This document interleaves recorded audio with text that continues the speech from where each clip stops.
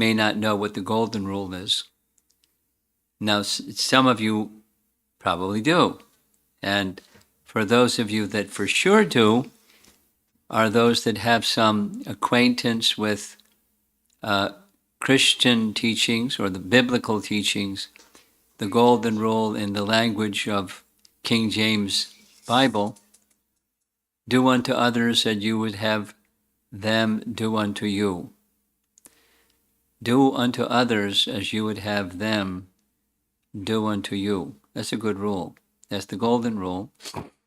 So therefore it's golden letters. And what inspired me to speak on this topic is some years ago when we were still traveling, before pandemic hit, I was passing through Los Angeles airport, and I noticed something that really caught my attention. There was a marketing firm that was promoting their services by showing different images, like photographs, of people doing things. And the caption below that something was a paraphrase of the Golden Rule. And it was all over the LA airport. There must have been 10 of them, big posters, signs, and marketing people marketing themselves using the Golden Rule, which told me, hey, this is marketable.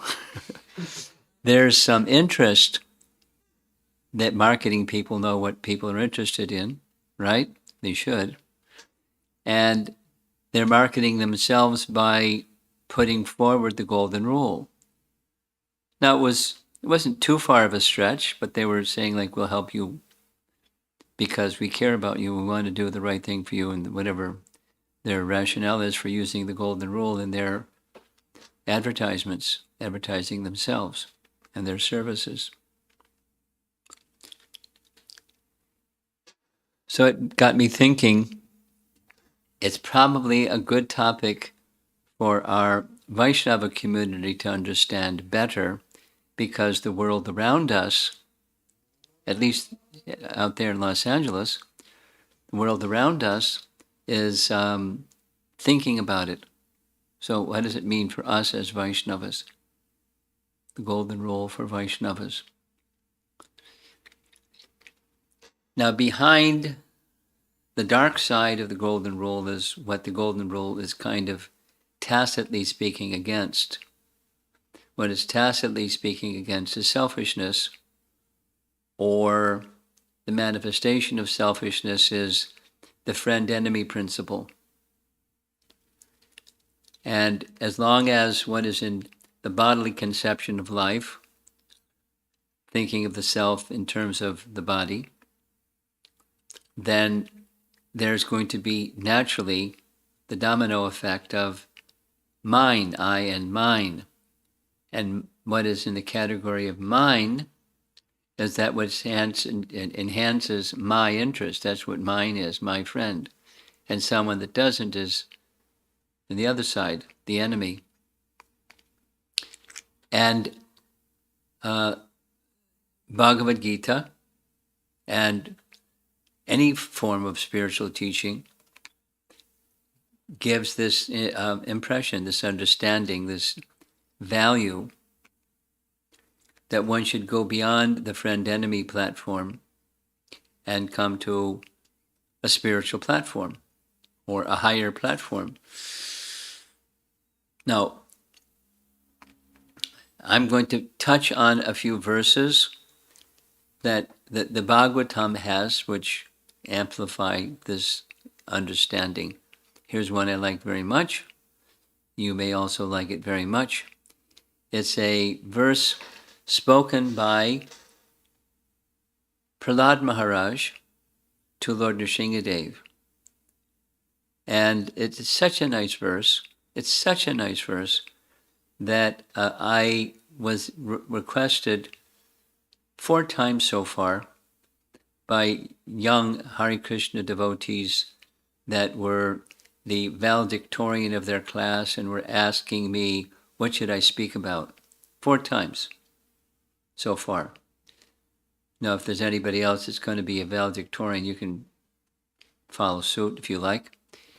This is Prahlad's prayer to Lord Nrsimhadev from 5th Canto, chapter 18. And here's the translation. May there be good fortune throughout the universe, and may all envious persons be pacified. May all living entities become calm by practicing Bhakti Yoga. And now the verse doesn't have an underline, I underlined. For by accepting devotional service, they will think of each other's welfare. By accepting devotional service, they will think of each other's welfare. That's the Vaishnava principle of the Golden Rule. Therefore, let us all engage in the service of the Supreme Transcendence, Lord Sri Krishna, and always remain absorbed in thought of him. Now, I don't know if the valedictorian spoke specifically about transcendental service to Lord Sri Krishna, but they told me there was a really strong applause coming at the end, because the Golden Rule is embedded in this verse, and it's currently popular.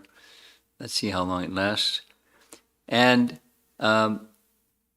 interestingly, at the end of this class, you'll receive, hopefully, from the moderator, facilitator, a document. It's a multi-page document that gives the Golden Rule found in religious traditions from A to Z.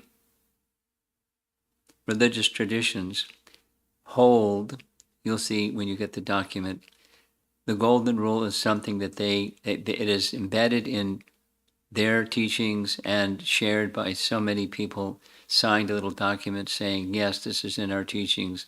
This is what ties us together, the Golden Rule. And you'll also, if you look carefully, you'll see there's one in that list called humanism. What's humanism? Humanism is atheism. It's covered atheism. It's, they just make it soft and say agnosticism. So, but it's an ism that says be human. And you don't have to believe in God. You just have to, have values and live by those values. So that we embrace this value, but please note with the big, underlined in their text, you don't have to have God to have the Golden Rule. But if you're a Vaishnava, God is there. And it is the basis and support of a sustained good quality, right? Harava bhaktasya mahadguna manoratena sati davato vahi. That verse that sometimes people don't like, that says, if you're not connected to the Supreme, that bhakta, if you're an bhakta, not connected to the Supreme, there won't be good qualities. There may be some humanists that believe in good qualities, but wait a while. And even amongst the devotees who aren't there yet, we're all pretty much card-carrying members of I'm Not There Yet Club. So for those of us that are card-carrying members of I'm Not There Yet, we may also fall into conditioned tendencies where we think of ourselves first instead of the welfare of others. But if one is connected in devotional service and there isn't a break in that connection, then one will think of each other's welfare, just like this verse is saying. Bhakti is the basis and support of the Golden Rule in our lives. Here's another nice verse. I hope you like verses this evening. This is also by Prahlad, Canto 7, Chapter 5, where he says, when the Supreme Personality of Godhead is pleased with the living entity because of his devotional service, one becomes a pandita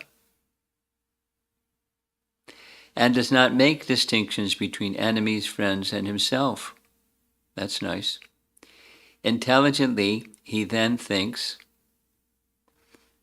every one of us is an eternal servant of God, and therefore we are not different from one another. Of course, there are differences. On the external platform, there's no likenesses. And even if it looks like there's likenesses, wait a while and it changes because everything is temporary. But the likeness, we're not different from one another, is the understanding on the spiritual platform, non-different from one another in terms of being eternal servants of God. And that's the connection, the spiritual connection, the Vaishnava connection for the Golden Rule and how we conduct ourselves. I warned you there's a few verses this evening. Here's another one. This is Canto 11, Chapter 2, and it's from the section where the the Navayogendras are speaking to Maharaj Nimi. One who sees the nature of the Supreme Lord in all living beings, and who sees all beings in the Lord, and the Lord as the capital S Self, is on the highest level of devotion, a Bhagavatottama, or Bhagavata Uttama. So I guess we're not there yet, because we're not Bhagavat Uttamas, nor are we seeing the nature of the Supreme Lord in all beings.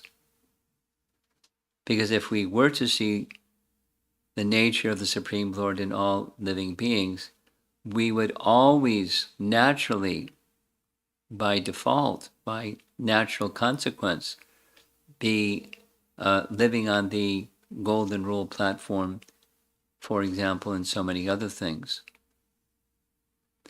But that's driven by, or strengthened by, or supported by Bhakti. And the highest level of Bhakti, it's always in place. It never is created by a material circumstance, and it's never destroyed by a material circumstance. Ahoitakiya pratyata, in the language of the Bhagavatam. So let's take a look at some nice examples. There's two nice examples. One nice example is Sudama, the florist. Now there's multiple Sudamas in the Bhagavatam. One of Krishna's dearmost friends is Sudama. And there's Sudama Vipra, who is Krishna's classmate. And here's another Sudama, Sudama the florist. And Sudama the florist had a spontaneous attraction for Krishna. There's a very beautiful explanation of how that spontaneous attraction for Krishna occurred. Now, in India, even currently, people will go out in the morning wherever there's flowers outdoors, and they pick flowers from trees or wherever there's flowers growing anywhere for worship of their deity, and they go back to their home and nobody bothers. Hey, that's my tree. Don't take flowers. It's just part of the culture. And, it's early morning, and then more flowers replace those flowers. So it's very wonderful.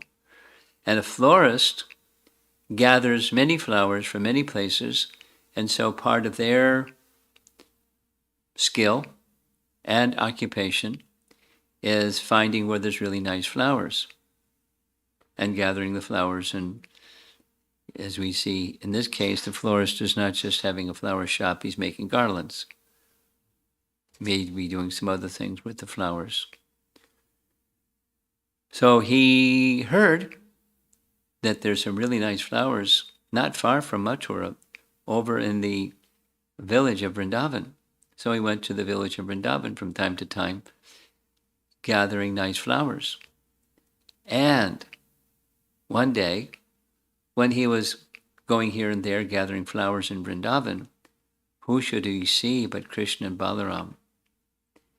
And he was struck with wonder at the transcendental beauty of Krishna and Balaram. He was stunned.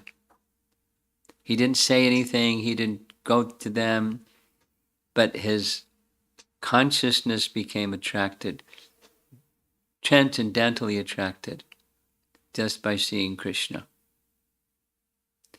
And so from time to time, as often as possible, he would go, and he didn't always see Krishna, but he would hope to see Krishna. He was anticipating again seeing Krishna.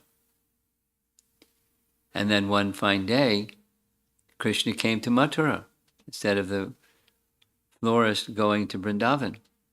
He came to Mathura on Akrura's chariot. And in the afternoon, Krishna went here and there throughout Mathura, including visiting the washerman and visiting the weaver and visiting Kubja. And there they are visiting the florist, and they get right to his house. And the florist was ecstatic. And the florist washed Krishna's feet, and he poured the water on his family members, had them drink the water from his feet, and he offered beautiful prayers, and Krishna's holding up his hand, offering benediction, and inviting the florist to take any benediction he would like. Blank slate, or blank check. Anything he would like. And the florist offered the following request for benediction.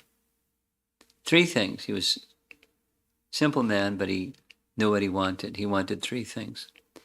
Started with unshakable devotion for Krishna, identifying him as the supreme soul of all existence.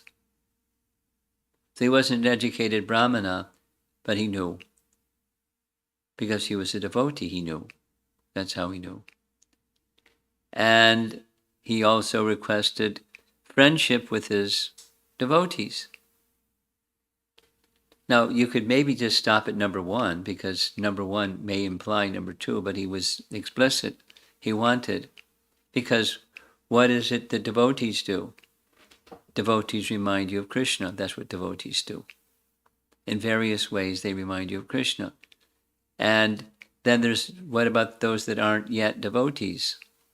Well, he wanted transcendental compassion for all living beings, not just people, but all living beings.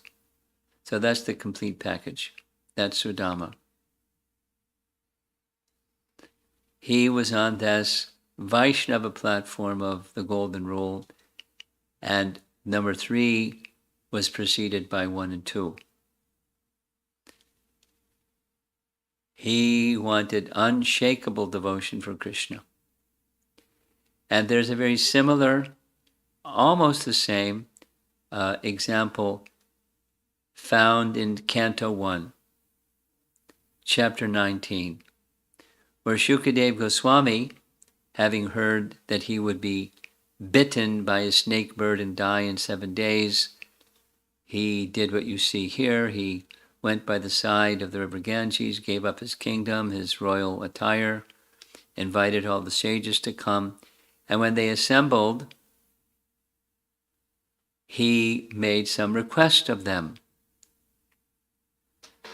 I pray that if I should again take my birth in the material world, same 3 things.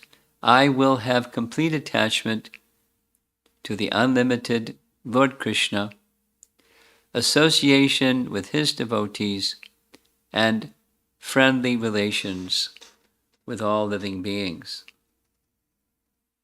Slightly different, exactly the same. in principle.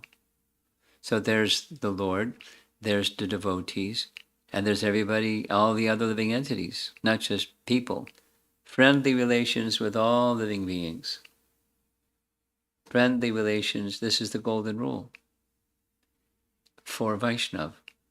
It's connected to Krishna. It's not a humanist golden rule. It's a Vaishnava golden rule.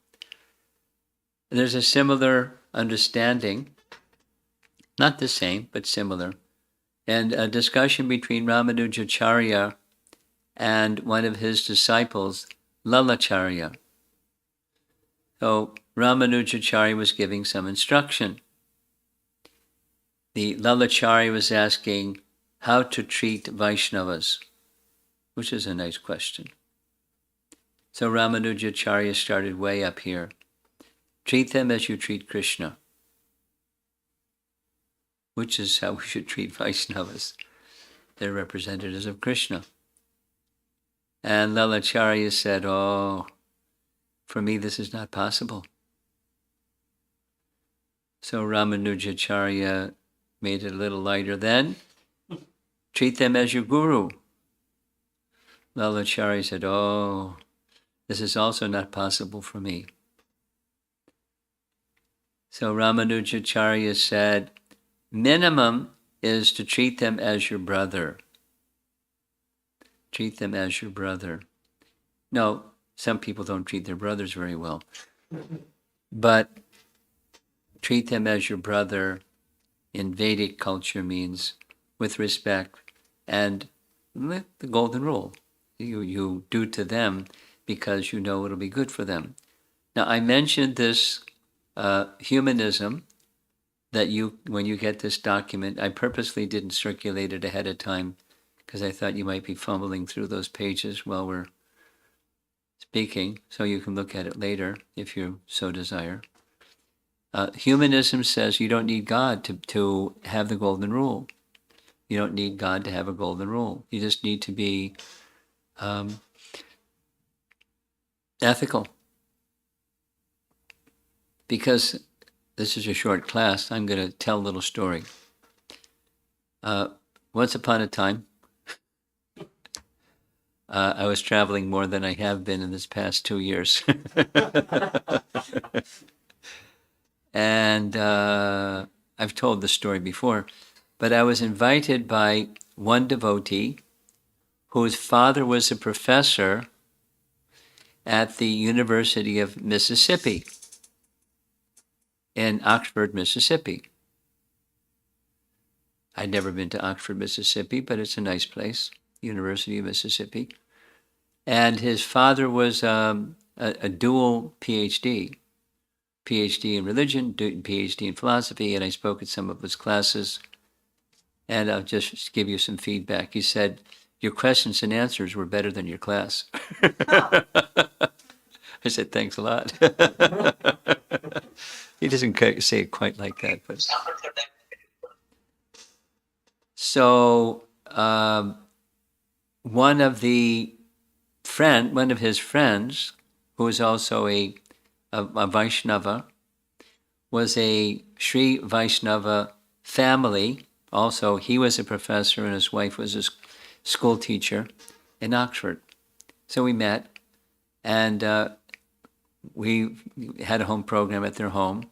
I'm not going to say his name. It's not so relevant. But a Sri Vaishnava professor. And their son happened to be visiting home right when I was there. And their son was the valedictorian of the whole state. He was in India, you say the topper, right? The gold medalist. He had the best grades of any student in his graduating class. And interestingly, he was just 14.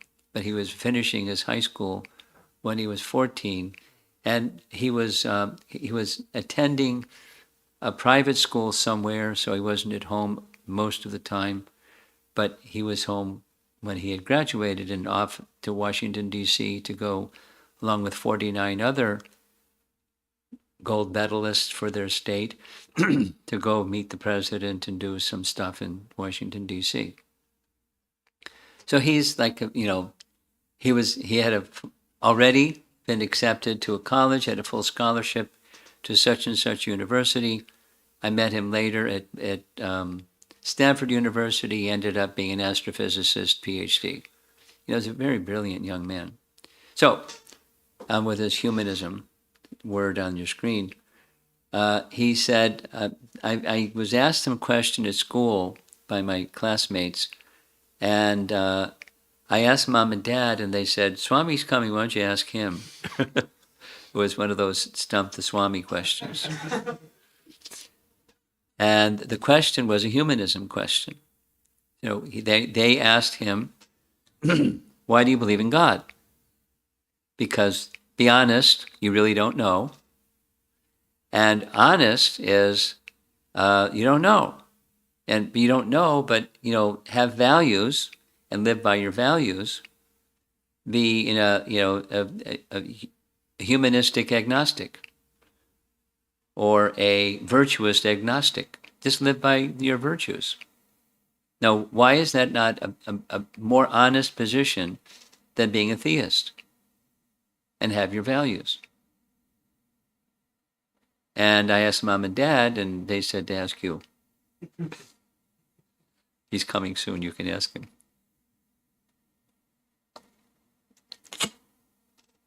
And the answer I gave at that time was, if there's no dharmam hi sakshat bhagavat pranitam, you all know that phrase. It's from Mahabharata, and it's a statement that says, it's in the Bhagavatam, Dharma is given by Bhagavan.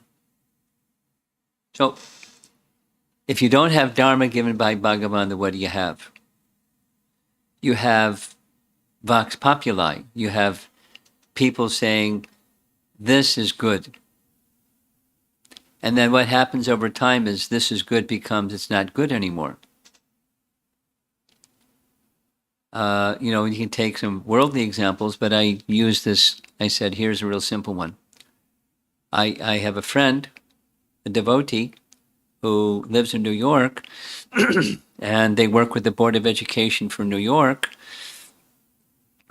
And during one Board of Education meeting, they had some fun. They were speaking about what it took to get thrown out of a class in a public school in New York City. And something like 10 years ago, there were 3 things. You get thrown out of class and sent to the principal's office if you spoke out of turn without raising your hand. If you talked back to the teacher during class, and if you threw a spit wad across the room. And I hope you know what a spit wad is. You put paper in your mouth, gets gooey, you squish it, and then you throw it and it sticks to whatever it hits. Spit wad. 10 years ago, that's what it took to get kicked out of class.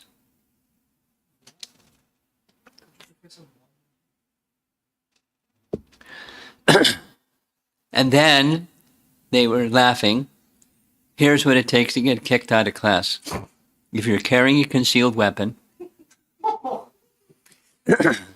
if you threaten the life of the teacher in class, and if you physically hit or accost another student during class, you're kicked out of class and sent to the principal's office. So, what's not okay today is yesterday is okay today.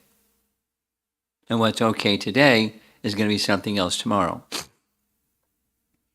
There's no standard.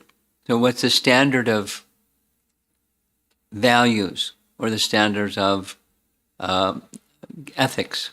What's ethical? And it's all over the place. Through passage of time, everything good is eroded. But there is a standard, and the standard is Dharma, and Dharma is that which is given by Bhagavan. So we want not the ever-changing the fulcrum keeps moving, but we want very clear guideline and follow Bhagavan. It's practical, because the question was practicality. Why not be like this instead of like that? So humanism doesn't hold up to time. And so here we are. With the final slide, everybody. Golden rule for Vaishnavas is to remind others of Krishna. And as we find, so you want to follow the golden rule? Here's how you do it. Remind others of Krishna. So how do you remind others of Krishna? Not just your words, but who you are, your character, your conduct. Look at this. Here's what Lord Chaitanya said. Lord Chaitanya said that when a Vaishnava is he whom, when seen, reminds one of Krishna. Now this is the Uttama Adhikari Vaishnav, because it comes from a section where Lord Chaitanya was asked at different times who is a Vaishnav. That section from Chaitanya Charitamrita. And somehow it finds its way into Nectar Devotion. Just by seeing you, now you may not be speaking Bhagavad Gita or giving a Bhagavad Gita class in the middle of your office, or the middle of a classroom, or the middle of whatever you're in the middle of the shopping center, and shopping for groceries and waving a Krishna banner or something. But your character, the bhakti that you're carrying within your heart, that is enough. It's very substantial. When the opportunity comes, of course, you can speak something that reminds one of Krishna, or you can behave in such a way that reminds one of Krishna, and follow the golden rule on that principle, on that basis, and with that foundation, that you want to be with Krishna and want to remind others that it's a nice place to be, is to be with Krishna. That's our life. And so that's it for this evening, the golden rule for Vaishnavas. And I'm going to allow some time for some questions and answers.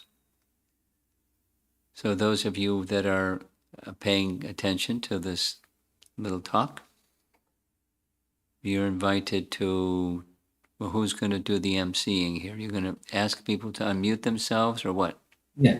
Hare Krishna Maharaj. Thank you so much. Anybody who has a question, please unmute themselves, and you can ask the question here on Zoom. And I'm also monitoring the YouTube channel. If anybody types a question there, I'll read it out for them. Fantastic. Thank you.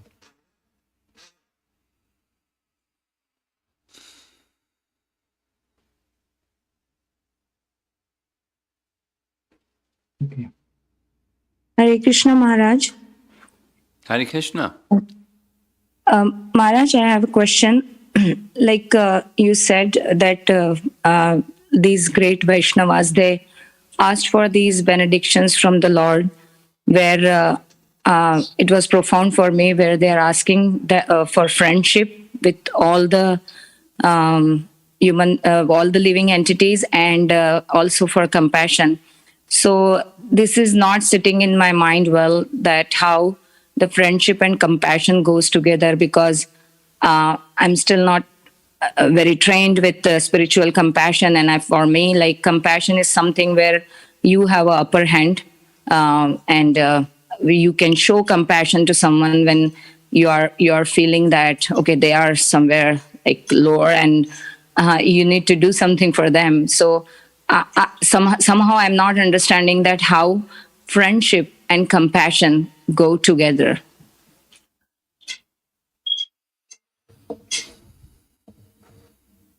I don't understand how they don't. Let me explain. Compassion doesn't mean simply going down. From someone who, as you using the word you use, have the upper hand, or someone that's in the superior position, and be compassionate. or that being a friend doesn't mean compassion. Being a friend doesn't mean compassion. Being a friend includes compassion. Being a friend has many sub-parts to it, but compassion is certainly one of them. So it may have something to do with the concept or definition that you carry in your mind of what compassion means. Compassion doesn't mean I'm up here and somebody else is down there. I'm more fortunate, they're less fortunate, let me be compassionate. It doesn't have to be like that at all. It can be it can be someone that's in a, supposing someone's in a we have heard in this past few months of very elevated persons who are in the hospital with COVID. Now you feel something. They're in the elevated position, but you feel, you can say empathy, that's a nice word, but you'll feel compassion. You feel for their difficulty. And step back, and who isn't in difficulty? Is there someone in this material world that isn't in difficulty? Everyone's in difficulty of one kind or another kind. So compassion, then what do you do when you feel that? You do something. Or at least, you feel and pray or be a well-wisher. And that's a friendly gesture. So the friend to all living entities doesn't mean, you have to go shake hands with a gorilla or something. It just means you feel well, positive towards that individual, or towards the whatever that we were just reading.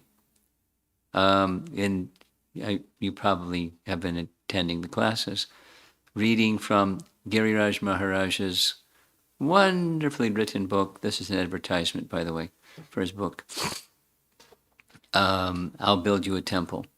And he's such a good writer to express how Prabhupada had compassion for a tree. Now, there is a superior position, but it was like, don't cut the tree. He was very keen on having the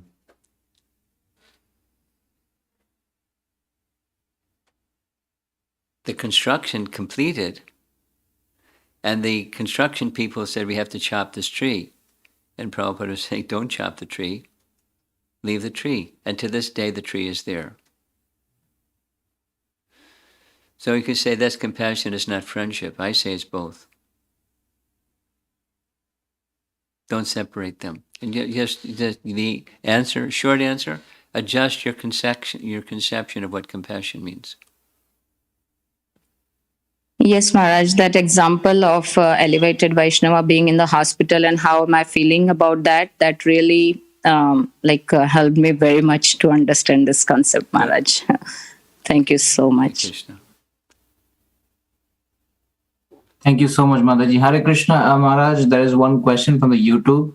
It's asking, Hare Krishna, Maharaj, kindly accept my humble obeisances. Can you please express your words on how can one carry gratitude towards Vaishnavas always?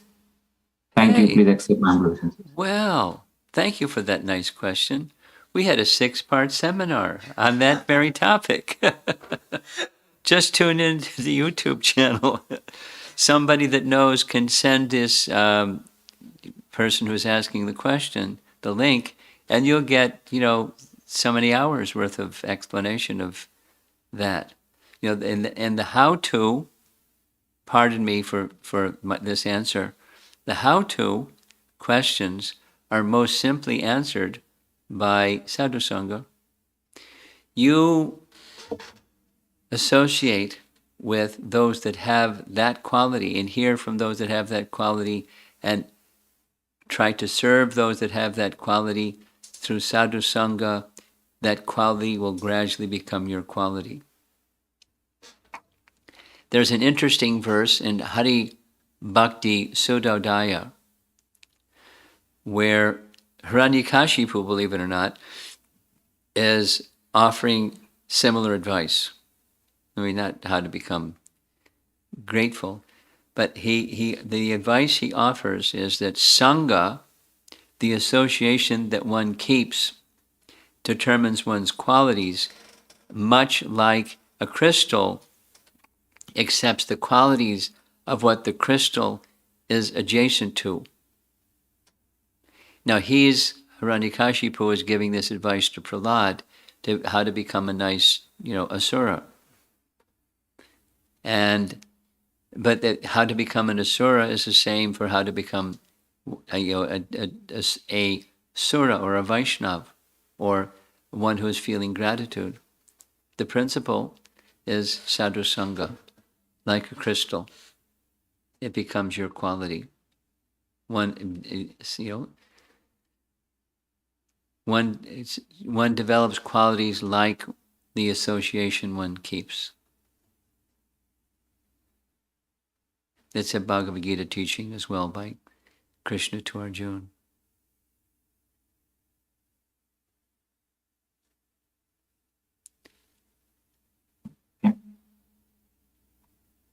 How are we doing online? Anyone else? Yeah, so there is one more question. It is, Guru Maharaj, based on today's class, is it right understanding that humanism is a subset of Vaishnava's character, and character of Vaishnava is deep rooted in his relationship of service to Krishna? Oh yeah. Lubit Girdhar. It's a different way of saying humanism doesn't take on the complexion of Vaishnavism. Humanism takes on the complexion of Krishna, God, just like this young girl that's got changing her backgrounds there. Very colorful backgrounds you have there, Krishangi. The humanists have God is not in the background.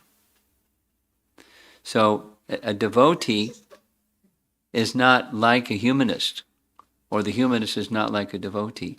The humanist says, qualities without God. Qualities, yes, without God, for sure.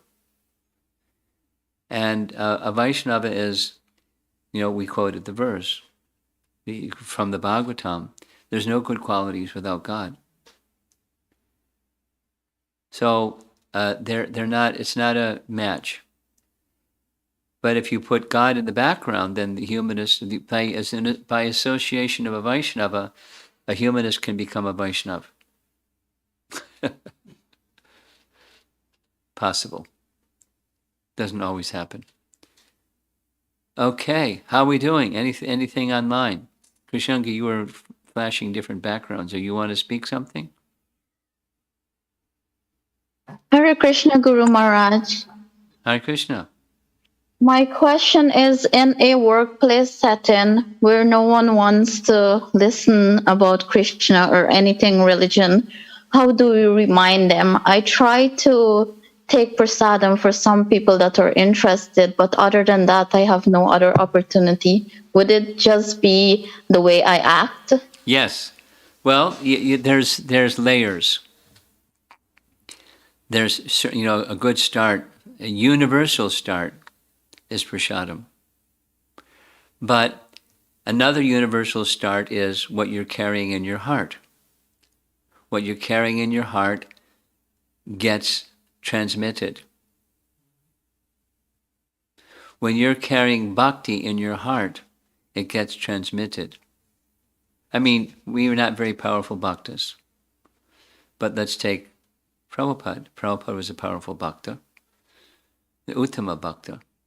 And just by seeing him, some people became moved and transformed.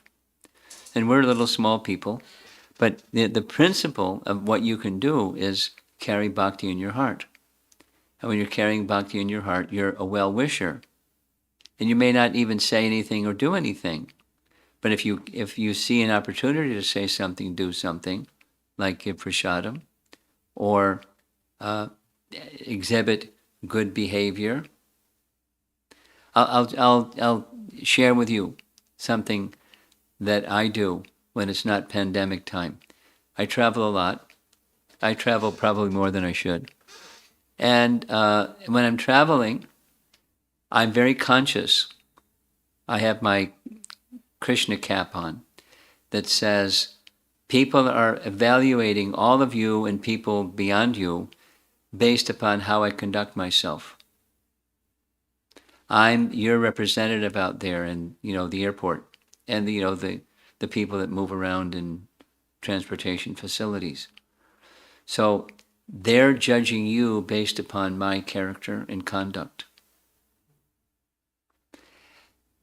You may not wish that, and I may not wish that, but that's what happens. So I'm conscious that I should represent qualities and character that they will respect and do it consistently.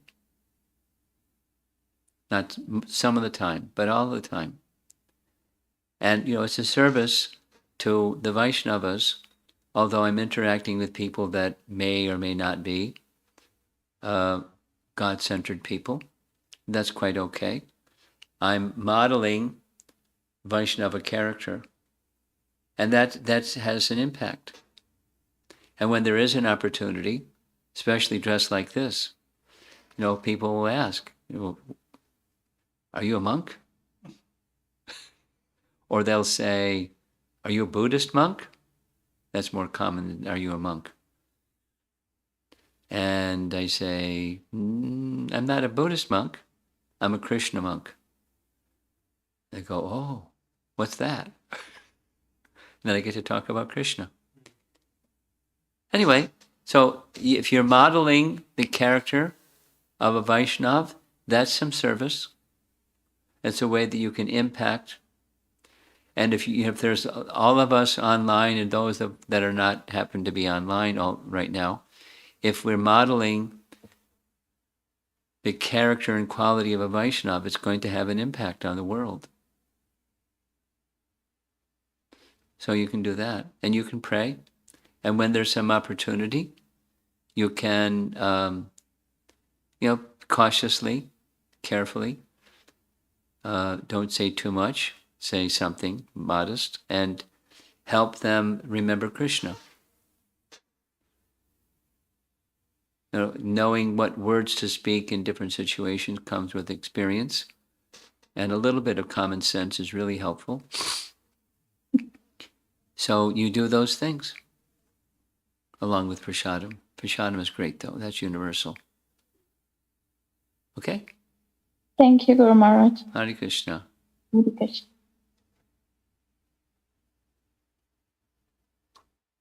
So Maharaj, I don't see any other questions on the YouTube. Is there anybody else who wants to ask a question here on Zoom? Well, we have some people in the room. Anybody in the room? Anything? We have something in the room.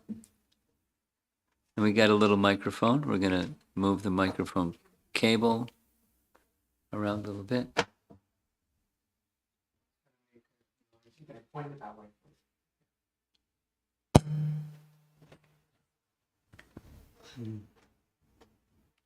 As you had shown the golden rule and said that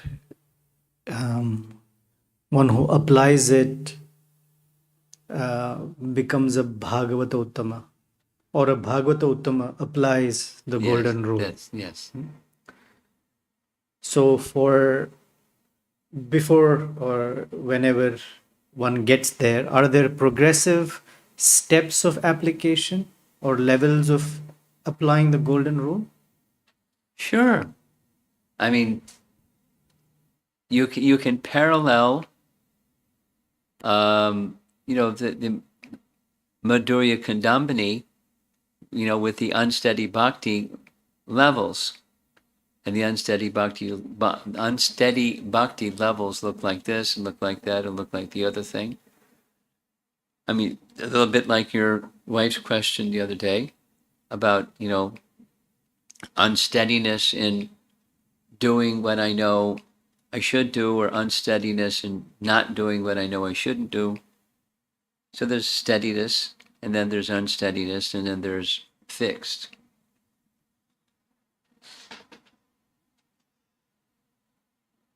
So it's the variable is the bhakti variable for devotees. Now, a devotee, supposing somebody is not well educated. I know some Vaishnavas that are they're not big readers. They like service, they like chanting, and they're not big readers.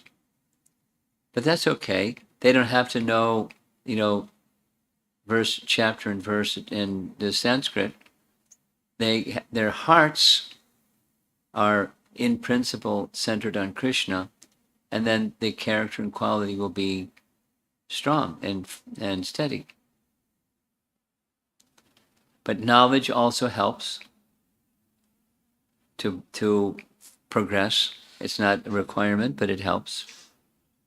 You read Bhagavad Gita regularly, and it's not just the information component, but it's the Gyan and Vigyan component of reading Bhagavad Gita that helps bring steadiness and, as you say, layers of being followers of the Golden Rule and other values that are there, rules that govern Vaishnavas, proper conduct kind of rules. Okay? Thank you. Okay, looks like we're ready to wind up. Oh, you got something. Hare Krishna. Try again. Hare Krishna.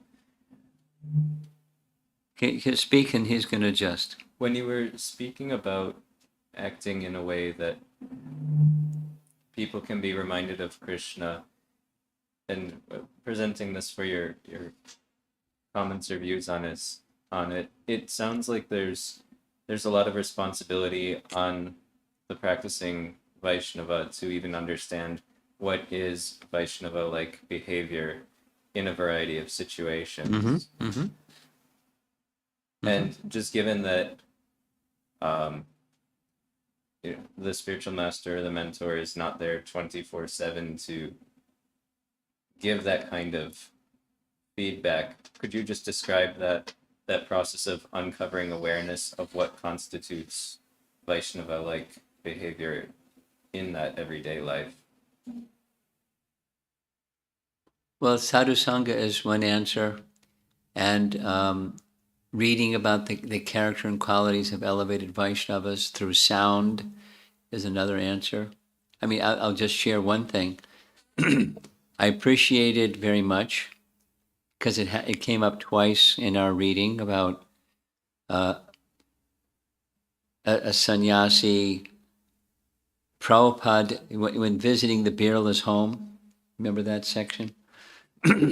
She was really enthusiastic to serve Prabhupada Prasadam, and he said no. I thought, wow, she's going to be offended. But it was just a cultural thing.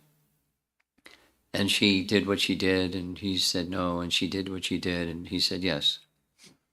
And it's just a cultural thing. So you learn the cultural thing by,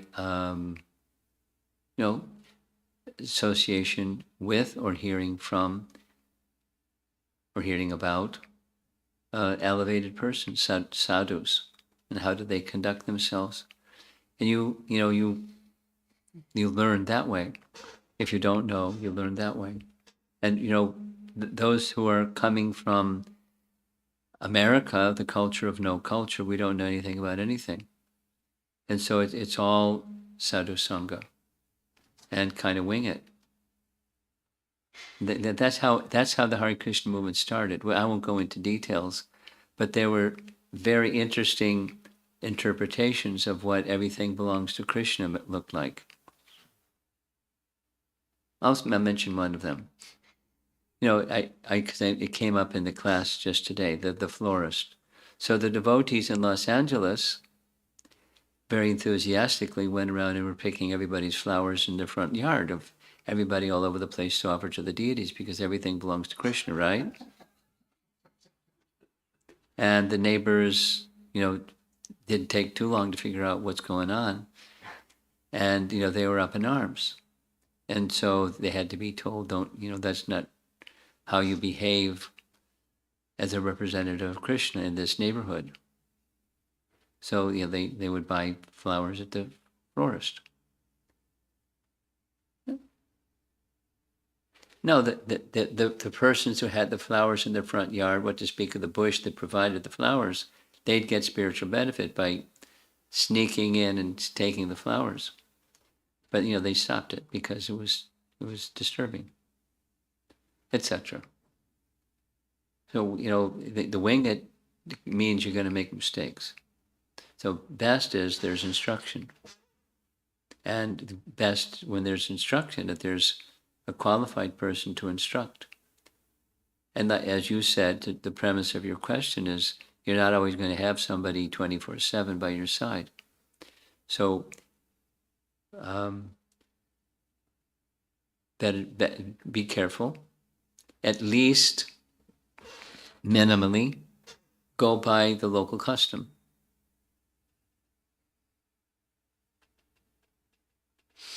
Minimal. Then and the local customs just waving around all over the place through time.